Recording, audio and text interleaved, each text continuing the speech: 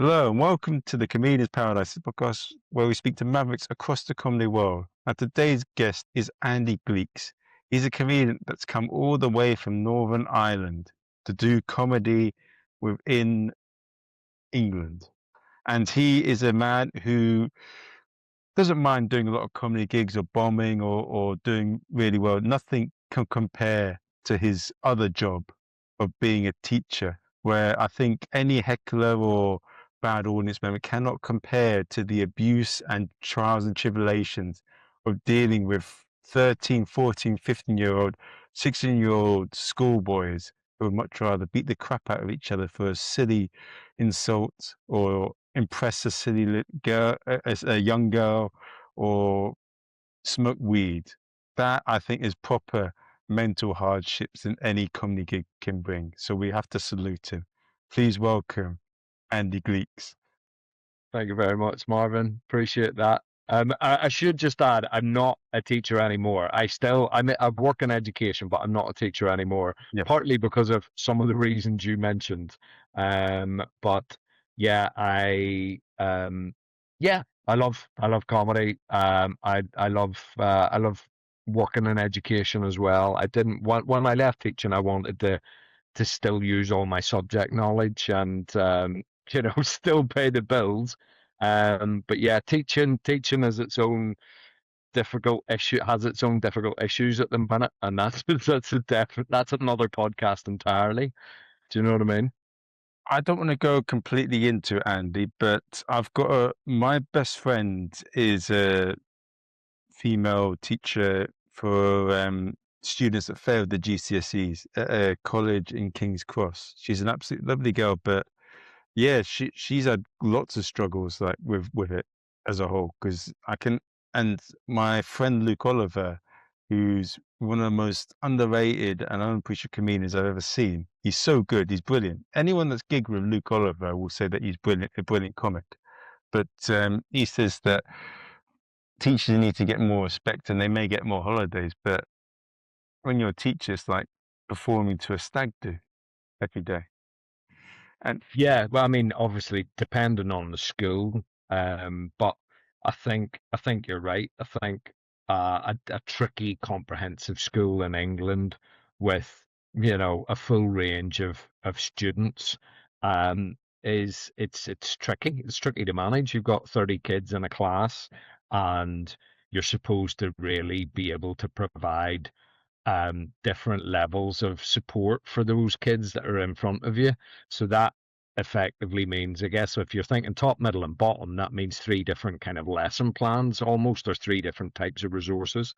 And it's just a lot. It's a lot. It's a lot of work. You've got to prepare. What other profession do you have to do your work before you have to do your work? Do you know what I mean? Where you have to plan to the nth degree before you actually do the thing.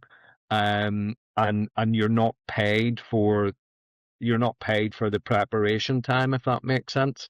So teachers work 9 till 3:30 or 4 of a day, and you're but then you go home and you're then working from, like, I don't know, 6 to 9. Most teachers are. I know more experienced teachers will find ways to make that preparation quicker and things like that.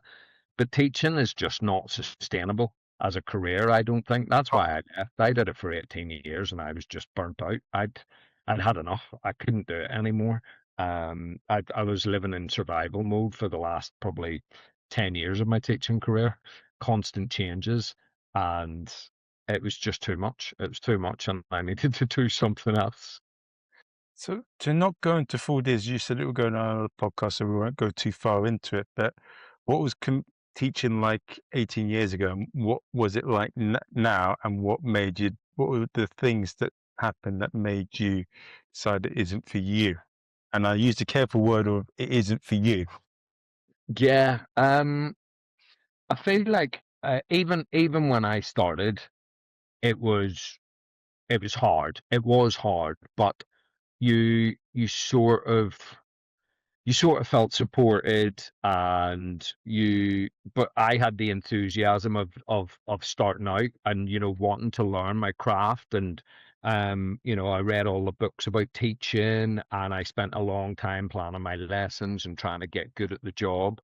Um, and then then it just it changed when the Tories came in 2010, because there was a Michael Gove was the real problem in English teaching. Oh, That's my subject. I teach English because they can't get enough of you to do it properly. And so um, they he brought in a range of changes, and he ruined the GCSE in English. And every time there's changes, you have to remap the curriculum. You have to make new ah, resources. You have to write new model answers. You have to.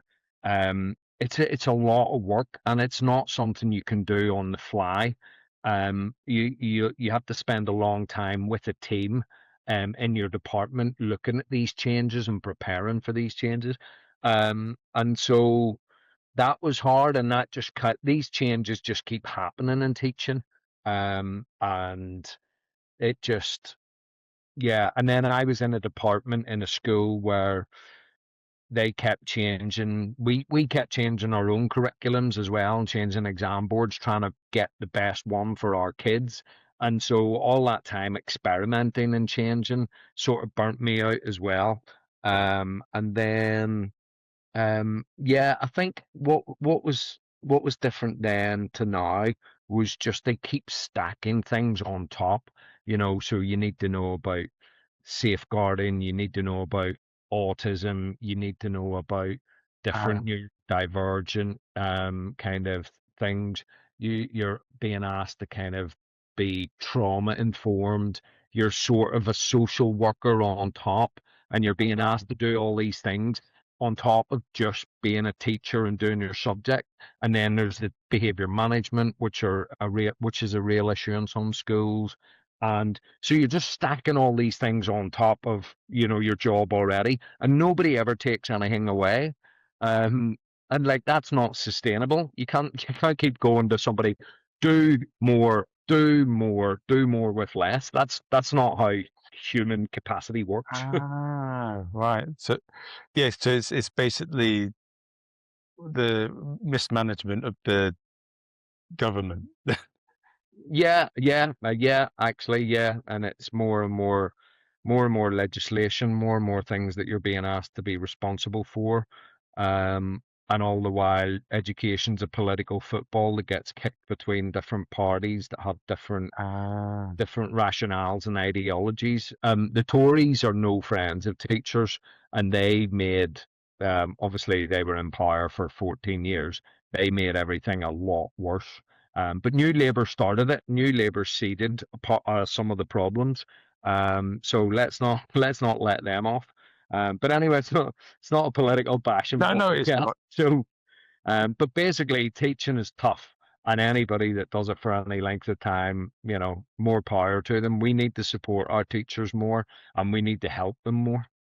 Would that happen in Northern Ireland, though, with the teaching? Oh, no, I don't know an awful lot about teaching in Northern Ireland. I think they've got their own curriculum, which they've got GCSEs and stuff like that. But I think they're in charge of mapping their own curriculum. I think that's part of the political arrangement that Northern Ireland can kind of do that. Ah, But teaching's still a good profession in Northern Ireland. I'm not saying it's not a good profession in England, but it's still very highly valued in Northern Ireland, and it's a bit of a closed shop. I thought I would maybe learn to be a teacher over here and go back, but then sort of life got in the way. But anytime I hear about teachers going back from England to Ireland, they always kind of struggle to have to get a job and stuff like that, I see. because they don't come up that often, and they're almost kept for people that have been there and lived there, and rather than people that are returning. See. Now, you've been in a few different countries and you moved from Northern Ireland to the UK, right? What made you come over to the UK? What was the time like back then? And what was the journey to you being a comedian? So I moved over here in 2005 to do my teacher training, and basically when I lived in Northern Ireland, what I came out of uni and I have an arts degree. I did English and history at university. Doesn't really lend itself to anything truly vocational. And so I just drifted post university. I drifted and was doing, quite um well, there were jobs that weren't kind of fulfilling me intellectually, and they weren't paying very well. And I had to boomerang back, and I was living with my mum and dad after university for a bit. Um, and I was just basically being a bit of a dosser, and it wasn't it wasn't good. And then I thought, right, well, I'll go and be a teacher because at least I'll use my degree. And then I trained over in the Midlands, and yeah, I really enjoyed teaching, and then did that for a few years, and then I've always felt I'm very good. I'm very funny socially. I'm very quick-witted, and I'm very good at kind of like jumping in on something somebody says and kind of adding my own punchlines and things like that, or like in a group of friends, bantering and creating like these kind of silly comic constructions. And everyone's always said, "Oh, you're great. I think you'd be great on stage." And I think I always had that bubbling away in the back of my mind. And then my I got given a comedy course and in 2012, and I went and did a comedy course with the comedy school I think they're based in sort of Camden. Gate. Yeah, yeah, yeah. And it was great because it gave you a safe space to do your thing, and they give you a homework to do, and you came every week and you had to do a little bit of performance, and you got a bit of feedback on your performance, and then at the end of the course you got to do a showcase, and the showcase was full of friends and family of all the people on the course. And again, it felt like a really nice and safe way to learn the start of being a comedian. And then I would say out of however many people were on the course, maybe 12, I think I'm the only one out of my cohort of that 12 that is still doing it. I'm pretty sure that's right. But it was great. I loved it. I really loved it. And I think I've loved comedy since I was a kid. Do you know what I mean? And like watching TV shows, comedy TV shows, and you would come back into school the next day and you would talk about them and dissect them and go repeat lines back to each other. And I was sort of low key obsessed with comedy, and you just don't really know how to get into it and how to figure it out. And then the comedy course was the best way for me to kind of figure it all out, and then you figure out, there's the comedy collective on Facebook, there's the Facebook comedy forum, there's all these places where you can figure out not just how to get a gig, but some of the rules of comedy and the sort of social etiquette of comedy and stuff like that. And then you just immerse yourself in that, and it's a whole other world, isn't it? Yes, and I think there was a bit of advice from Rahul Kohli, who's a very good comedian from Newcastle, and he said, if I was giving advice to new comic, don't join the comedy collective. And considering the amount of bullshit that I see on there, I mean, I know that Simon Kane helped make it into a big thing, but at the moment it's turned into a cesspit of complete It, bullshit. it, yeah, it used to be a lot better. It used to be a lot calmer. There used to be a lot more guidance, and there used to be a lot less flame wars. And I've unfollowed it. I can't like I feel I feel like it's unhealthy to be in there once once you've learned more about the world of comedy and stuff like that. You don't want any of that kind of bullshit and that drama. So yeah, yeah, maybe I'll rescind that idea of joining the comedy collective. Maybe just have a critical friend in comedy that you can ask how the world operates and what to do and stuff like that. And if there's anybody listening that wants any advice, for what it's worth, they can always just message me and ask me something, because sometimes you need somebody that's in it to kind of give you that, Yeah. that good advice.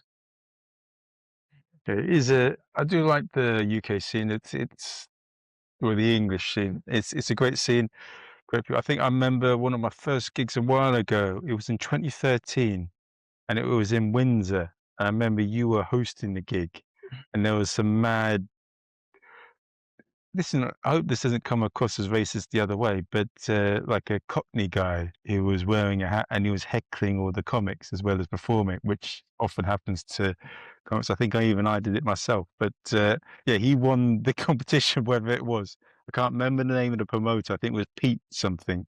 Oh And I remember yes. I brought my parents along, and then someone heckled me and said I looked like a skateboarder.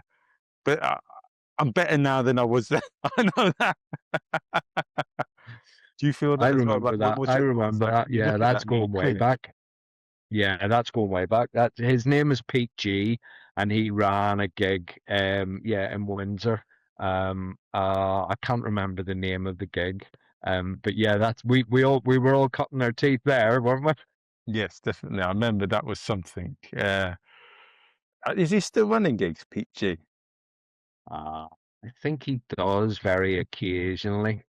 He lives in Surrey, and I think very occasionally I see a gig pop up for him. But yeah, no, I don't think he does it regularly. The most brutal thing that I heard about a gig that at his gig was by Sonia. You know, I'll say it. This is it's what she said. It's not me saying anything else, but what she said on the stage when she was hosting. I remember she made some joke about I don't know, and Dangerous T was there, and she said, "If you're a lady in comedy, you're either," she says something, either you got issues or you're ugly. And then, oh, she said something. I know she said the last one, but I can't remember what the other one said. She said something on while she was hosting, and I hear this big moment from Dangerous T, and he said, "That's cold blood." Where is Dangerous T now? The last time I heard from him, I do miss him.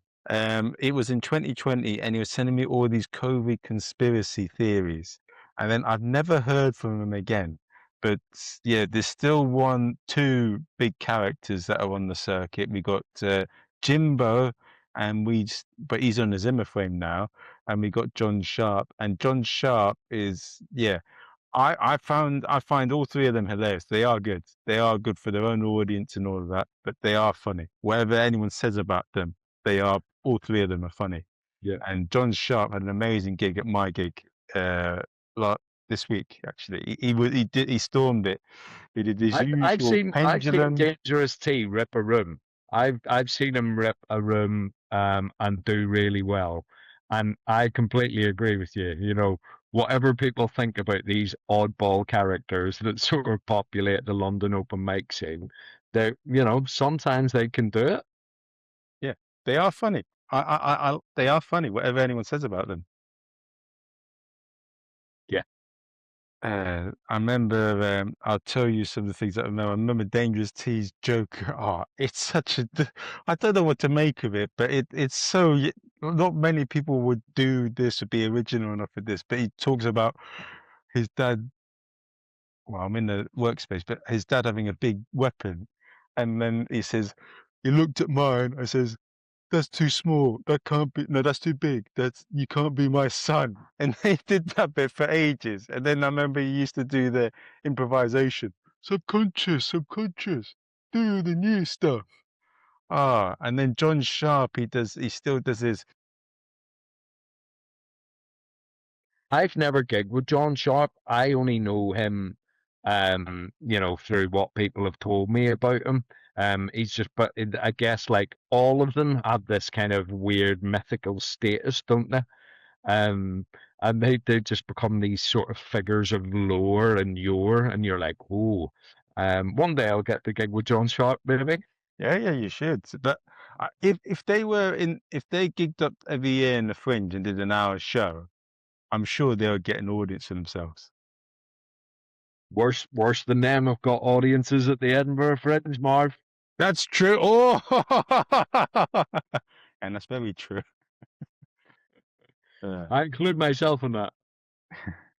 would you do the Fringe this year, or you plan? I did it the last couple of years.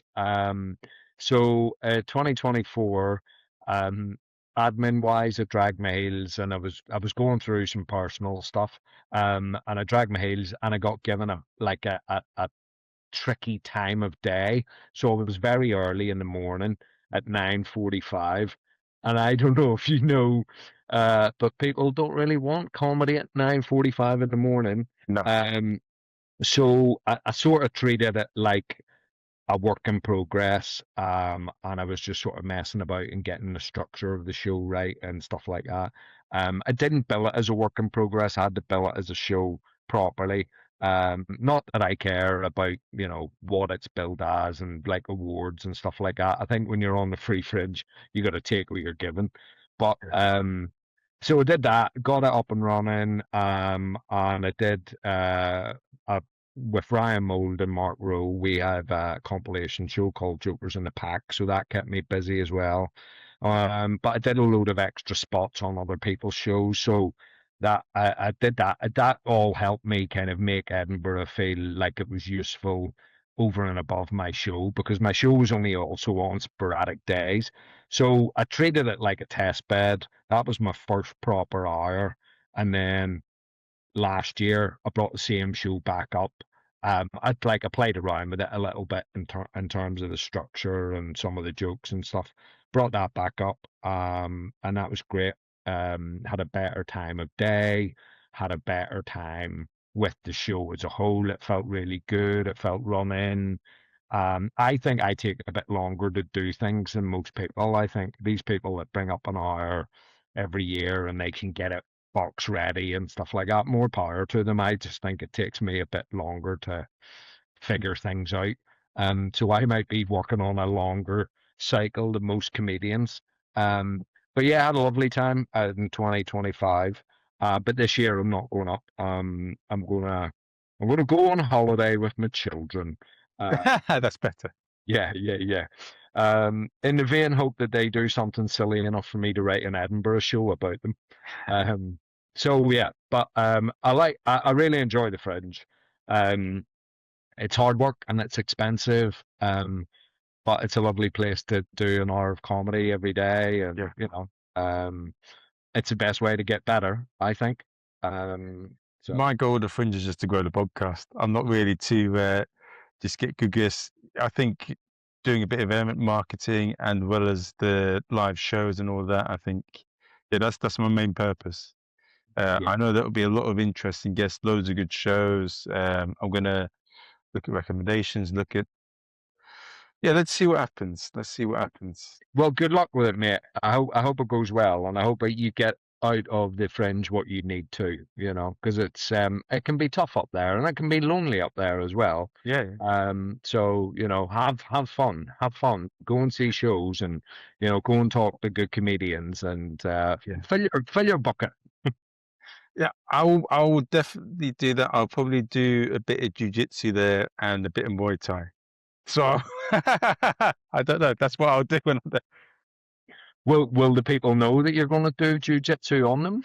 I think people that listen to the full episode of podcast have heard me talk about jujitsu quite a few times, and people, Jim probably listened to a few episodes, but yeah, I don't really. It's not really something I want to boast about because it'll bring up the aggro and other people want to have a go. Yeah. Uh, I mean, if someone wants to have a go, fine, but I don't really want to encourage that. Well, so will you have to look for a club while you're up there? Yeah, well, I train at, what should I say it? No, I train at academy in London. I won't say where, but in West London, and yeah, it's a pretty good academy. People know of it, so I'm hoping that if I mention it, they may get me a free class. I hope I don't have to wear their bloody gi though, because the gis are expensive. My God, I got a new one today because I think one of them smells like a vegetarian's fart, so I'm not going to wear it anymore. Not anything about vegetarians. It's just like when you eat certain foods, your farts smell a certain way. Yeah, yeah. Plenty of broccoli. You've got the magic formula. Have you Yeah, experienced? broccoli and cabbage. What about salad dressing? No. So, yeah, anything to make it taste all right. But But it is an interesting festival. Yeah, bloody hell, it's too expensive there, and it's way expensive to what you can get. But I still think it's a good place where you can get an audience and get people to come to your future shows. I think that purpose, but to be like signed or to get TV shows and all that, if you get an award, you will probably get people talking to you. Like people still go there. Um, but putting all your eggs in the one basket and getting a hope, it's all in the hands of other people, and they may not like your shit. They may not like you. If one person doesn't like you and they're in charge, they're not going to give you an award, are they? No. I think there's two ways to play Edinburgh, isn't there? There's one where you obsess about the award as you go up and try and play it that way, and try and get in front of the people that matter and all the rest of it. And the other way is just to forget about all of that and just go up and work on your show. And I'm the second person because like I'm awful at self promotion and I don't really know how to do it, and I'm still trying to figure it all out. And I also I genuinely don't believe I'm at the level yet where I could win an award for a full show. So, um, and also I don't have the money to spend on however much it is in the Pleasance Courtyard or, one of the other big paid venues like the Gilded Balloon or Assembly Rooms or something like that. I just don't have the money to play that game. And until I don't even know if I ever do want to play that game. So it'll be the free fringe for me, working on my craft. And good thing about the free fringe is, because the costs are so low, you might actually make a bit of money. True. And Andy, you could always set up an OnlyFans. I just think OnlyFans puts a certain idea in people's heads, doesn't it? And I don't know, at what point will I have to strip for my craft?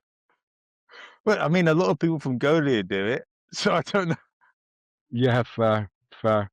I know OnlyFans are trying to broaden their palette, aren't they? Apart from like sort of sexy stuff, there are some comedians on there and stuff like that, aren't there? Yes, I haven't looked, but I know that Lauren Compton, who I interviewed on a podcast, used to be on OnlyFans, but she's on Your Mama's House podcast network as really well. And I gigged with her once. She heard about my gig, but yeah, she used to be on there, and I interviewed her about it, and she says she gets people. Yeah, she did quite well out of it, but now I don't think she needs OnlyFans anymore. So Well, that's it. You do what you got to do until you don't have to do it anymore, and then you just keep chopping and changing and figuring it all out, and everything changes all the time, doesn't it? but what do I want to ask of you? So we mentioned this before the podcast went live. We spoke about Northern Ireland and to UK and all of that. But yeah, well, I visited Northern Ireland about last year in May. I did a couple of the club. No, I did one club show, Luke McGibbon's gig, an open mic. I Oh did it yeah. as my Asian Zorro character. They liked it, I think, because they don't see a lot of weird, wacky acts like you do in London, so they're not used to it. But Mm. yeah, the people were really friendly. Visit the Titanic Museum, and I had the biggest thing that's Northern Ireland and Ireland is known for, and is a national landmark and delicacy, the world-renowned and most beautiful dish, the spice bag. Oh yeah, yeah. See, I think the spice bag is more of a Republic of Ireland thing that seems to have kind Oh, of blown up. I've missed the spice bag phenomenon living over here. Like I did my show in Edinburgh in the Boston bar, and it's Boston Irish, and it's sort of they have a spice bag thing as well, and I'm like, what is this spice bag? I still haven't tried one, but I hear good things about it, and I've heard you talk on the podcast about the spice oh. bag. Is it worth trying? For the experience and to have a little bit of it's not something that I would eat. It's not like I go to McDonald's because I sometimes like it. It's more for, oh, I tried this different dish. Like I've had chicken feet. I've had what's it called? A pig. No, what have I had as a burger? Zebra, crocodile. I've had wildebeest. So that kind of thing. Oh yeah, yeah. I've had what have I had? I've had crocodile and kangaroo before. Both very nice. Crocodile was very good. Um, but yeah, I haven't had chicken's feet or pig trotters or anything like that. Would you try it? May as well, you know. If I'm hungry enough, I'll eat pretty much anything. Yeah, that's true. But well, to go back to your question. Oh yeah, no, sorry, we were talking about Northern Ireland. Now I have to caveat this by saying, like, I was brought through on this scene and I learned my craft in England. And I've only really gigged in Northern Ireland about 6 or 7 times. When I've gone back for various reasons, but I've done Luke McGibbon's gig, and then randomly I ran a gig briefly in Antrim town where I was born and brought up. And Ryan Mould, who used to work with me on Comedy Ladder, he's got his own thing going on now. But he wanted to go over to Ireland. He was like, "Well, let's go to Ireland and do a gig." And so we got a gig set up at the Antrim Courthouse Theatre, and so then it was great. It was one of the best gigs I've ever done. I think I emceed. He was on, Ryan was on. We had Lauren Pattison and Aaron Butler was headlining. Oh, And it was an amazing gig. It was like 170 people in the theater's a really nice theater setting, perfect for comedy, and it was great. And then I Ryan left Comedy Ladder, and then I was left looking after this gig, and I'm not very good at getting bums on seats. Like, I'm a comedian rather than a promoter. I've just sort of stumbled into promotion, and I'm trying my best to kind of run the gigs that I do have. I think people think I have a lot more gigs than I do. I don't. I've got one gig really, and very occasionally somebody gives me one more to do. But anyway, basically, this is a long-winded way of saying I ran those gigs in Antrim for a bit, and now I don't. But I've had fun every time I've gone over. And I think the scene in Northern Ireland right now is it's very vibrant. Like, there's definitely a comedy boom going on, and it's down to sort of post like a lot of the issues have been sorted out, and there's money going on, and there's, like, people want culture, and comedy's a huge part of that, and like Lavery's Comedy Club in Belfast is kind of driving that, but there's other gigs here, there, and everywhere cropping up, and the comedians in Northern Ireland right now are absolutely killing it, on podcasts, running podcasts, that have global reach. And it's lovely. Like, I think, and it's because we're funny. We're funny people. We're funny, down to earth, gregarious people. And a lot of that was forged through a time when it was difficult to live and be and exist. There was 30 years of troubles. How do you make sense of a society where daily there's bombings and killings going on? Well, you laugh about it, you joke about it. There's a gallows humor, and we've all been forged in that kind of world. And I think that's where our humor comes from, and that's why we're so good.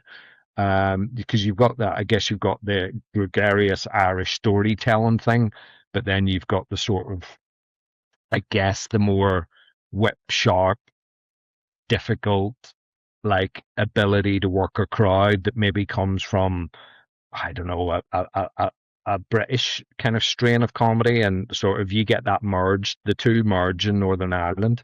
So there's a quickness and there's a storytelling ability. And yeah, I think that's why we're funny. We're funny people, effectively. and I noticed, yeah, you're definitely a lot more friendlier than people in the south of the UK, and the you're more helpful. But is there also the crack culture as there is in Ireland? Because I know that Sharon Manning, who's a guest that I had on, said that if you have good crack, it's great social currency in Ireland. Is that the same sort of thing in Northern Ireland too? Yeah, 100%. Yeah, I think I didn't listen to the full pod, but I seen the clip where Sharon was talking about that, and it's exactly the same. Um, if you are funny, that pays for a lot of sins in the north of Ireland.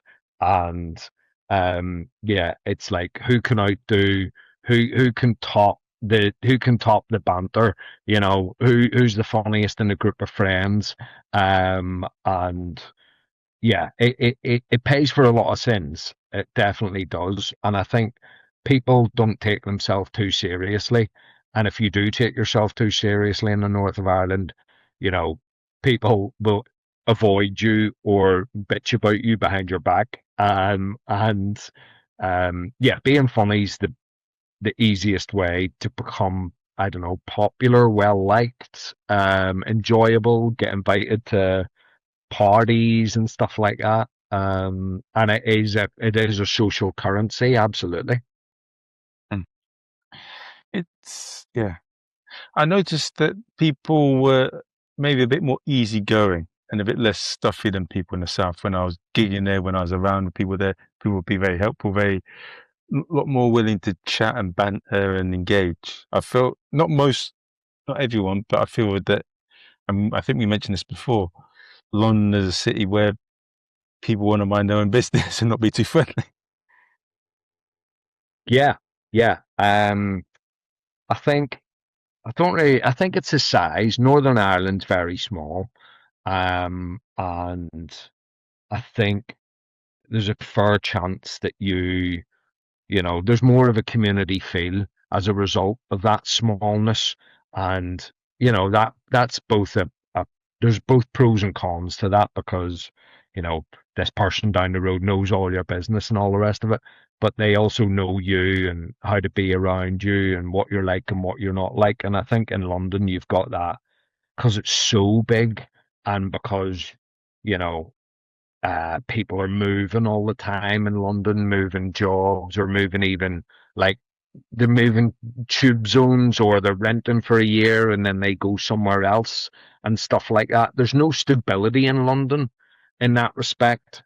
And I think it's very hard to maintain a kind of identity, even a regional identity in parts of London. I know people talk about Peckham and Clapham and, it used to be like this and all the rest of it. Um, I just feel, I wonder, is even that kind of thing disappearing now? Do you know what I mean? Like, um, because of what I've just talked about, like the movement and stuff like that. So yeah, London offers anonymity and thus a kind of a social prickliness maybe. And I think Northern Ireland would just there's more community, it's less fast paced. And yeah, we're just I don't know, maybe just as a result we're just a bit more relaxed and we've got more time for other human beings. Mm.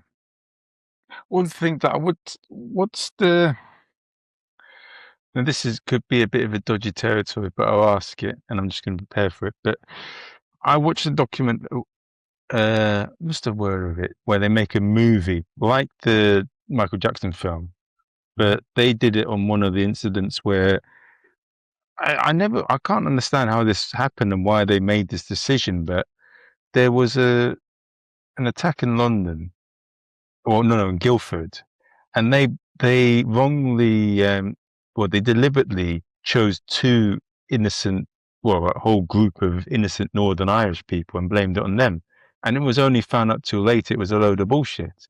But Mm. what was the sense in that decision? Because you're letting the perpetrators get away with the crime, and you're convicting innocent people, which doesn't do the rep of London any good, or the UK, the England any good. I mean, you're stepping into a historical political minefield there, where you're talking about wrongful convictions and why were the Guildford Four and the Birmingham Six fitted up for the the bombings that they were then exonerated for. I think it was just maybe sometimes it was about the governments at the time needing to be seen to be doing something about, you know, the IRA terrorist threat in the 70s and 80s. And what do you do if you can't find the perpetrators? Well, you just fit up some people, some easy people, and say these are the people that did it. And I think we live in hopefully more honest times where governments are more transparent. And I think it was a very murky time. You know, the troubles in Northern Ireland were a very murky time, and the bombings over here and the British reaction to the bombings over here were very murkily handled as well. And then you're dealing with police forces that just kind of don't really care how they get a result. And then you throw all of that into a big hideous cocktail. And what happens is innocent people's lives get destroyed. And yeah, it's hopefully we now live in an age where, you know, there won't be any, terrorism. I mean, obviously not from an Irish point of view. Um, I know there. I don't know, I'm starting. I'm mealy mouthing about like politics that I feel is I'm hoping that is kind of left in the past. But yeah, that is it's a very very sad historical kind of mistake that hopefully we want to make sure never happens again. How is the relationship between, would you say, England and Northern Ireland now? Because I know also the whole story of how it started as well. Didn't they put a whole group of people from Scotland into Northern Ireland and tried to? There's all sorts of dodgy things that England's done. And what are things like now? And what are things as a British person they should never do when they go to Northern Ireland? Not English person. um, yeah, I mean, again, you're going back hundreds of years, and you're dealing with like yeah the Protestant plantations in Ireland, and mostly centered in Ulster, and that I guess that's why Northern Ireland has the demographics that it has and why Northern Ireland ultimately felt in the the peace of the 19 in the Irish independence kind of negotiations in 1919 to it was maybe 1921. Northern Ireland felt that it had enough demographic difference to stay part of Britain. Um, but yeah, what should British people do coming over to Northern Ireland? Well, probably not. Probably not joke about like running things, maybe. Probably not joke about give it the big one about how like Britain's the mainland. Like that term mainland is a very loaded term in parts of Northern Ireland. It's like makes you sound more important than you are. Um, but I think actually like obviously a lot of English stag doos will go to Belfast now and things like that, and it's a lot. It's way basically all the a lot of the issues have gone, and I think Northern Ireland or the north of Ireland, whatever you want to call it, they welcome in that kind of that tourist money because it's really important in driving the economy, and ultimately people in the north of Ireland want to move on, and that involves like you can still make jokes about the English and the Irish and the difference between them and stuff like that. Most of my set is about that difference. So, but I think as long as you understand that they are just jokes and that we're trying to put the past behind us and that English people, British people, everybody's welcome, and we just want to have we just want to have a good time. Just want to have a good time. Okay. And I'm going to ask another question, and you can tell me not, if this is beyond limits, tell me, that's fine. But what's the relationship now with different parts of Northern Ireland? Because I feel that things have settled down a bit, whilst before, I can imagine it was manic, but I feel that now things are a lot more settled, right? Yeah, I mean, again, because I don't live there and I only go back every so often, I think you might be better versed talking to a comedian who lives there all the time. But Okay. I genuinely think a lot of the issues have calmed down. But I do think because areas are still quite, you know, loaded religiously and socially demographically. Like Protestants tend to kind of group in one area, Catholics tend to group in one area. And I know that's not true over the whole of the north of Ireland. I know there are integrated communities all across the north of Ireland. I'm saying there are pockets where that still happens and that's still a bit of an issue. And there are trouble points that can still become a bit of an issue. Like the Northern Irish Assembly, I think it's only up and running again, and has been for a couple of years because for a long time there was a political impasse. And yeah, I think things are getting better. I still think there's a lot of work to do, and I think it doesn't really help that the schooling is divided, and that people still happily, send their children to Catholic schools or Protestant schools. And I think from an outsider, well, I'm not an outsider, but having lived here now for nearly 20 years, I think integrated schooling seems to me to be a solution that might help deconstruct some of you know, the suspicions that each community has of the others and stuff like that. But, you know, um, it takes a long time to unpick these kind of things, and I think we're still in the early part of that process. And the good thing is, like, the killing stopped in 1998, or most of the killing stopped. There was, and so that's how it goes, and you build a brighter and better future by working together and listening to each other. And I like to think that it should be a model for maybe at least how you start a process of understanding whenever you're two very, I don't know, we're not even that different. I was about to say different, Protestants and Catholics. You're dealing with you're dealing with like remixes of Christianity. Like Yeah. Jesus is in the bread. No, he's not. It's not that big a difference. Do you know what I mean? You're both believing in bullshit magic. That's true. Well, don't put that on. Don't clip that up, Mark. Okay, I won't. I'll make sure that I won't. But it would get you famous. No, Jesus, Jesus. I won't. Famous for the wrong reasons. You could be. Well, I mean, some people, as long as it gets them the clicks, they're happy with it, aren't they? Ah, well, I don't know. I don't life. I don't know whether I want that sort of attention. Fair enough. Yeah. Now, if you were to speak to any comedians or anyone that's a performer, is there any advice or words of wisdom that you would give to, what's the word for it? Handle the bullshit of being a comedian. Um. Handle the bullshit of being a comedian. Um. It doesn't really matter. Um.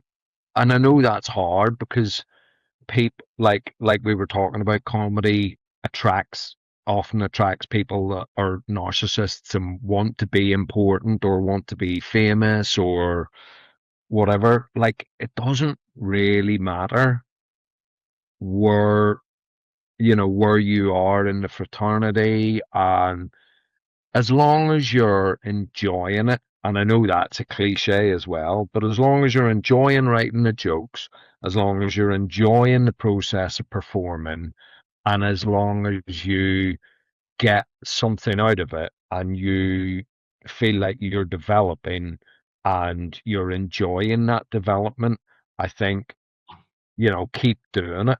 Um, but does it matter if you're getting reviews? Does it matter if you're on that bill? Does it matter if, your peers are outstripping you and getting on to, bills that you can't get on, or TV shows, or their socials are blowing up, or they've got more followers than you.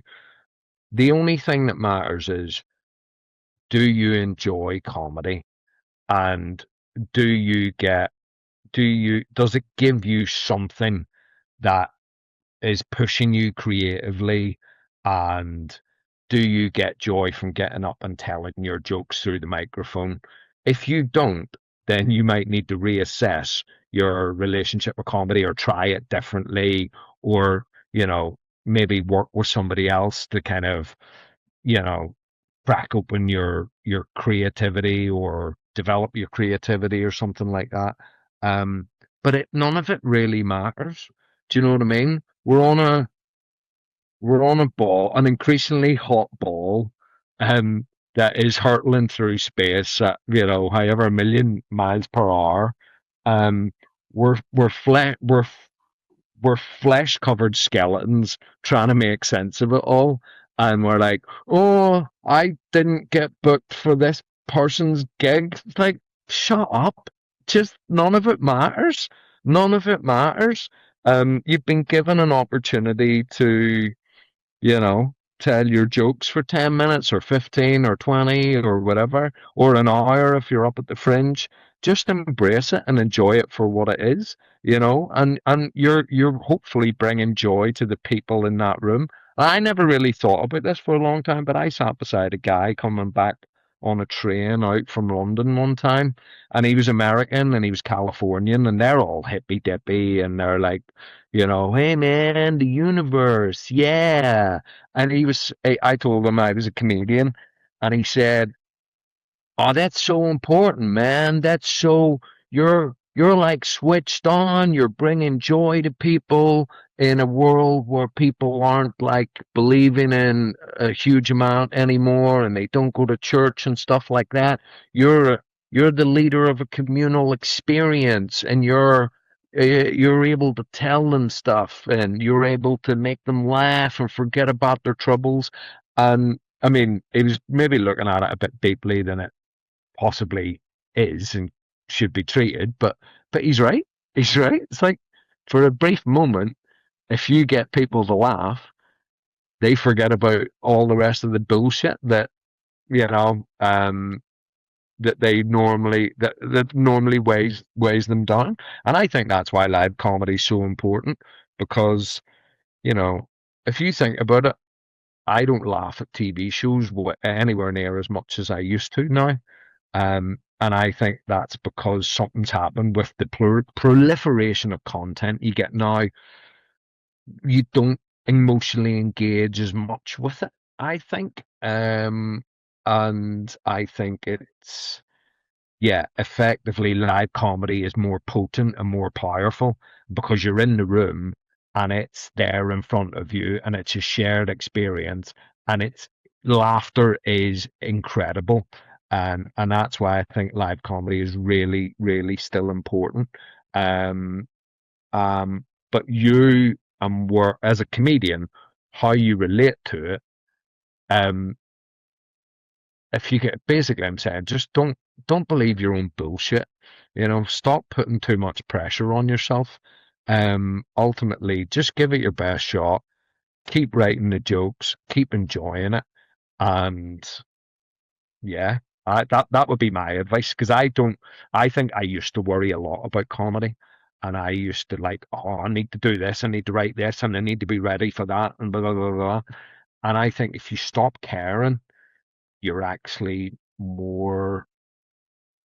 I think doors start opening a bit more, and yeah, I think people feed off your energy, and if your energy isn't like, if you're not vibrating like this and go anxious and worried, I think it makes it easier for people to feel relaxed in you and know that you're doing a good job and believe in you, and maybe even want to book you again, or it's even spend time with you, you know.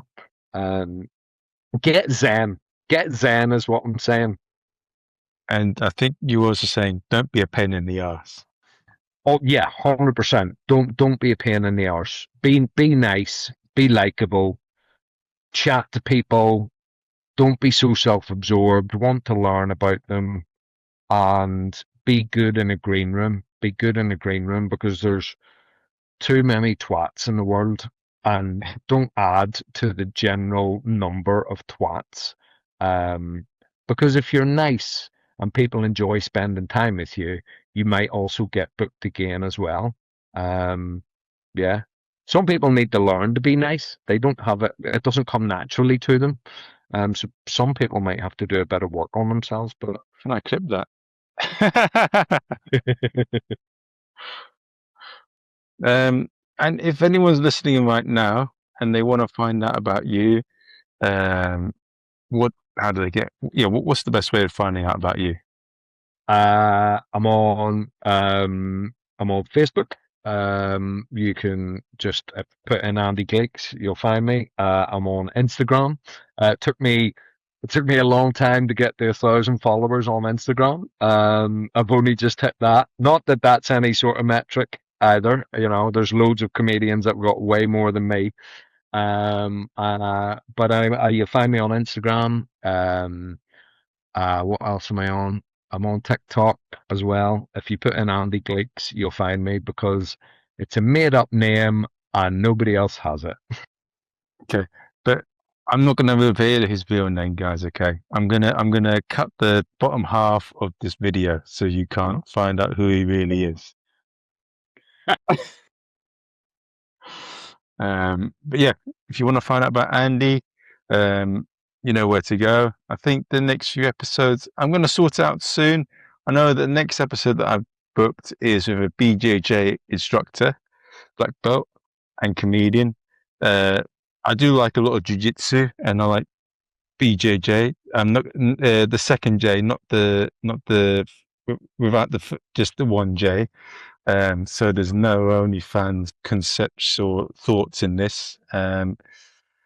Yeah, and then I think the next thing I'll probably do, yeah, I want to focus on sitcoms and comedy clubs. I think that's the theme for the next when I get it all organized. Yeah, I think that's the theme for the next month and a half. I think that's what I'm interested in. But it may change, and I may add. I want to get a voiceover artist on. So let's see. But yeah, hope you've enjoyed the episode. This episode won't. I don't think it will come out today, but it will come out next week. So I hope you guys enjoy it. Cool.